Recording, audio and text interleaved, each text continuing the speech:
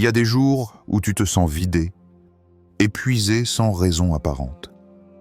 Comme si quelque chose ou quelqu'un t'avait subtilisé une partie de toi. Ton énergie vitale, ce feu sacré en toi, s'efface dans le tumulte du monde. Mais as-tu déjà regardé dans le silence?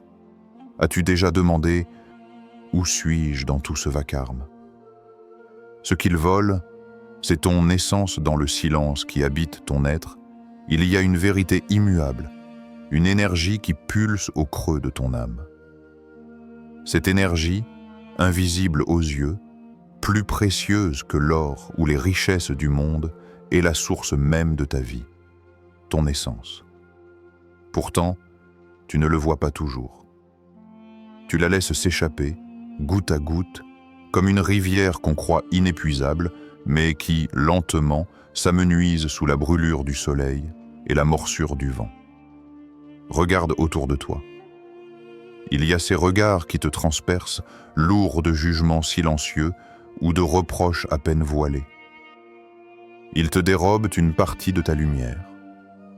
Il y a ces paroles, parfois légères, parfois tranchantes, qui touchent ton cœur comme une épée invisible.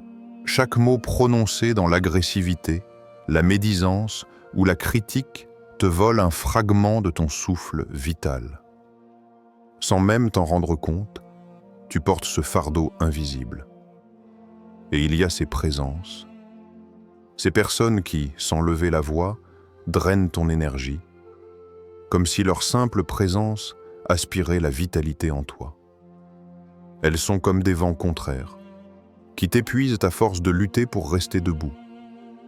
Elles ne te voient pas vraiment, elles ne te respectent pas, mais elles prennent parce que tu offres, sans limite, sans garde, sans défense. Ton énergie coule, doucement, inexorablement. Imagine une coupe fragile entre tes mains, remplie de cette lumière rare. Mais autour de toi, il y a des mains tendues, avides, qui veulent te boire cette eau sacrée. Parfois, tu donnes avec amour, avec générosité, parce que tu crois que c'est la bonne chose à faire. Mais parfois, tu donnes simplement parce que tu ignores que tu peux protéger ce trésor. Parfois, tu donnes sans savoir qu'en agissant ainsi, tu t'épuises. Tu deviens cette rivière asséchée. Cette vérité, c'est celle de Marie. Marie, qui souriait à tout le monde. Cette amie, cette sœur, cette femme toujours prête à donner, à écouter, à aider. Elle incarnait la bonté. Mais derrière ce masque lumineux, il y avait une lutte invisible. Chaque soir, quand le monde s'éteignait, Marie s'effondrait en larmes silencieuses. Elle ne comprenait pas pourquoi son corps tremblait de fatigue, pourquoi son esprit était assombri par une lassitude sans nom. Puis un jour, une révélation. Marie n'avait jamais appris à dire non. Elle n'avait jamais levé de barrière entre elle et les autres. Elle croyait que l'amour se donnait sans limite, que son énergie était une source infinie. Mais elle avait oublié l'essentiel, que l'amour commence par le respect de soi, que se préserver est un acte de courage et de sagesse. Tu as peut-être une famille, un travail, des amis, un entourage qui te prennent sans te voir, qui exigent sans jamais te remercier. Tu as peut-être accepté des rôles que tu n'aimes pas, pour plaire, pour être accepté. Tu as peut-être encaissé des mots, des regards, des jugements qui ont creusé en toi des blessures invisibles. Chaque fois que tu ignores ce vol silencieux, tu perds un peu de toi-même. Ce vol n'est pas toujours intentionnel. Parfois, ce sont simplement les mécanismes du monde, des systèmes sociaux, des relations déséquilibrées qui te consument. Mais cette énergie, ce souffle de vie, est ta force la plus sacrée. Elle est ton ancrage dans ce monde mouvant, ta lumière face aux ténèbres. Il y a un moment dans ta vie où tu dois choisir. Choisir de reconnaître ce vol, de voir la réalité derrière la fatigue, le découragement, le mal-être. Choisir de poser des limites, de protéger ta coupe, de ne plus laisser cette rivière se tarir. Car ce qui est volé, ce n'est pas seulement ton énergie physique, mais ton essence même, ta joie, ta paix, ta créativité, ta capacité à aimer vraiment. Ce que le Christ nous enseigne sur la protection de l'énergie. Il marchait parmi la foule, simple et humble, mais pourtant porteur d'une lumière intense, d'une force invisible qui attirait les cœurs comme un phare dans la nuit. Jésus, le Fils de l'homme, celui qui parlait aux aveugles et guérissait les cœurs brisés, savait que son énergie ne lui appartenait pas tout à fait. Elle venait d'une source bien plus haute, bien plus vaste. Pourtant, ce guérisseur, ce maître, ce porteur de lumière ne se livrait pas entièrement au tumulte du monde sans chercher refuge. Il s'éloignait des regards, des attentes, des cris et des murmures. Il partait seul au désert. Il s'isolait dans la montagne. Il priait dans le silence profond, dans la solitude sacrée. Il savait que, même le plus grand d'entre nous, celui qui porte la lumière divine en son cœur, doit veiller sur sa lumière. Cette lumière, fragile et puissante à la fois, demande un soin attentif, une vigilance. Car dans le silence de la prière, dans le calme du désert intérieur, Jésus puisait à la source éternelle, une source infinie d'énergie pure, de paix profonde et d'amour inconditionnel.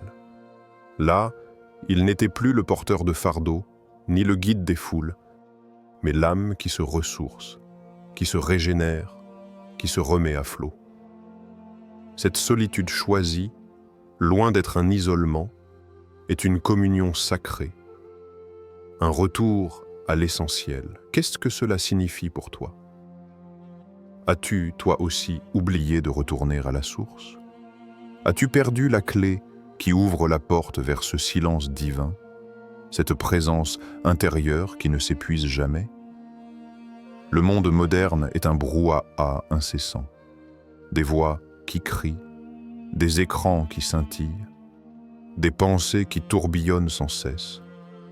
Et au milieu de tout cela, la voix de Dieu ou la voix profonde de ton âme peut sembler étouffée, presque absente. Mais elle est là, toujours là, dans le murmure du vent, dans la lumière du matin, dans la douceur d'un souffle, dans ce moment où tu te tais, où tu fermes les yeux, où tu laisses tomber les masques et les histoires. Là, dans cet espace vide et sacré, la source t'attend. Le Christ nous a enseigné, non pas par des mots uniquement, mais par sa vie même, que la protection de ton énergie commence par ce retour vers la lumière intérieure. Il n'est pas une faiblesse de s'éloigner, de poser les armes du combat quotidien, de se retirer dans le calme pour se régénérer. C'est au contraire l'acte le plus puissant. Regarde cette image. Un feu ne peut brûler sans combustible, mais si on l'enferme, si on l'étouffe, il s'éteint. La lumière de ton être est pareille. Elle a besoin d'oxygène, elle a besoin de solitude, elle a besoin de cette connexion sacrée qui la nourrit et la protège. Jésus partait au désert parce qu'il savait que l'énergie que l'on donne au monde est renouvelée uniquement quand on revient à la source. Sans ce retour, on s'épuise, on s'affaiblit. On finit par devenir un corps vide, un contenant cassé. Ce que le Christ nous enseigne est simple mais puissant. La lumière que tu portes est sacrée. Elle doit être protégée, nourrie, chérie. Elle se nourrit du silence, de la prière, de la solitude. Elle renaît dans le calme intérieur, dans un monde où l'on te pousse à courir, à donner toujours plus, à être disponible à tout moment. Il est révolutionnaire de choisir de ralentir, de s'isoler, de se reconnecter. Ce n'est pas un luxe, c'est une nécessité. Prends une profonde inspiration. Imagine-toi marcher seul dans le désert, le vent caressant ton visage, le soleil couchant enveloppant l'horizon d'or. Là, sans personne pour te distraire, tu peux entendre cette voix douce en toi. Cette voix qui te dit « Viens à la source, viens boire, viens te reposer. Reconnaître les voleurs d'énergie. Quand on pense à un voleur, on imagine souvent une silhouette sombre, cachée dans l'ombre, qui frappe brusquement et s'enfuit avec un sac plein. Mais dans la réalité subtile de notre vie énergétique, les voleurs n'ont pas toujours l'apparence d'un brigand. Ils se présentent souvent sous des formes douces, attirantes et même familières. Ils ne portent pas toujours des chaînes visibles. Ils peuvent venir souriants, avec des promesses dorées, des paroles caressantes et des attentes silencieuses que tu ressens sans jamais vraiment les entendre. Ce sont ces personnes, ces situations, ces pensées qui drainent ta lumière sans que tu ne t'en rendes compte. Un peu comme un parasite invisible qui grandit dans l'ombre. Écoute bien. Le voleur d'énergie peut être celui qui parle sans fin, qui monopolise ton attention, qui te laisse vide parce qu'il n'a jamais rien à offrir en retour. Il peut être ce regard jugeant, ce murmure de critique qui t'atteint même lorsque personne ne le dit à haute voix. Il peut être cette exigence constante d'être parfait, d'être fort, d'être toujours disponible, qui t'étouffe et te pousse à te trahir toi-même. Ce voleur est aussi présent dans les environnements où tu te sens obligé de te conformer, de masquer ta vérité, de cacher tes blessures, simplement pour être accepté. Il est là, dans ces espaces où tu dois abandonner une part de toi, ta lumière, ta spontanéité, pour rentrer dans un moule qui n'est pas le tien. Mais ce n'est pas tout. Les voleurs d'énergie les plus redoutables se cachent parfois au plus profond de toi. Ce sont tes propres pensées, ces prisons invisibles que tu construis avec des regrets du passé ou des peurs de l'avenir. Ces chaînes mentales qui te retiennent dans une boucle sans fin, où tu ressasses les mêmes histoires, tu imagines les pires scénarios, tu refuses de te libérer. Daniel connaissait bien ce vol silencieux. Daniel, l'homme qui avait tout, la réussite professionnelle, l'argent, la reconnaissance. Les autres le regardaient avec admiration, envie parfois. Pour eux, il avait réussi sa vie. Mais chaque matin, en ouvrant les yeux, Daniel faisait face à un gouffre intérieur, un vide immense qui menaçait de l'engloutir. Il ne comprenait pas pourquoi le succès ne comblait pas ce vide, pourquoi il était là, si fatigué, si déconnecté de lui-même. Un piège doré. Car la réussite, lorsqu'elle n'est pas alignée avec ton essence profonde, devient une prison. Une cage qui enferme ta lumière sous un masque brillant. Tu es riche, mais pauvre en paix. Tu brilles, mais tu t'éteins à l'intérieur. Les voleurs d'énergie ne sont pas toujours faciles à démasquer. Parfois, ce sont des personnes que tu aimes. Parfois, ce sont des rêves que tu chéris. Parfois, c'est la peur déguisée en prudence ou la culpabilité transformée en devoir. La prise de conscience est la première arme contre ces voleurs invisibles. Comment se protéger? En 3 clés sacrées. Dans ce monde en perpétuel tumulte, la protection de ton énergie n'est pas un luxe ni un caprice. C'est une nécessité sacrée. Mais comment faire quand les voleurs d'énergie sont partout, dans les autres, dans les lieux, dans tes propres pensées? Comment renouer avec cette source profonde qui ne s'épuise jamais? Voici 3 clés simples mais puissantes. Des portes que tu peux ouvrir chaque jour pour t'abriter, pour restaurer ta force, pour te reconnecter à ta lumière intérieure. 1. La solitude sacrée. Ce n'est pas un isolement froid ou une fuite, mais un retour à soi, un moment de recueillement et de paix. Chaque jour, trouve ce temps précieux, même 5 minutes, pour t'éloigner du bruit, des écrans, des attentes. Va dans la nature, écoute le chant du vent, la caresse des feuilles, le murmure de la terre sous tes pieds. Respire profondément. Laisse ton souffle se faire lent, ample, comme une vague qui berce ton esprit. Dans ce vide apparent, dans ce silence que l'on fuit souvent, Dieu, l'univers, ou ta propre âme, te parle. C'est là, dans cette pause sacrée, que l'énergie se régénère. C'est là que ta lumière, parfois cachée sous la poussière de la vie, peut de nouveau briller. 2. Le discernement énergétique. Ton âme est une sentinelle attentive, un gardien vigilant. Elle sait, elle sent, elle voit ce que ton esprit conscient ignore parfois. Apprends à observer ce que tu ressens après avoir vu quelqu'un, après avoir lu un message, après avoir mangé un aliment. Y a-t-il une lourdeur dans ta poitrine, un nœud à l'estomac, une fatigue subite? Ou au contraire, ressens-tu un apaisement, une clarté, une joie tranquille? Ce sont des signaux, des alertes précieuses. Ton âme t'avertit quand quelqu'un ou quelque chose t'aspire ton énergie. Elle te montre le chemin vers ce qui te nourrit vraiment. Écoute-la, fais-lui confiance. 3. Le retour à la source. Il n'y a pas de protection plus puissante que la présence. Cette présence qui dépasse tout, qui ne s'épuise jamais, qui embrasse tout ton être.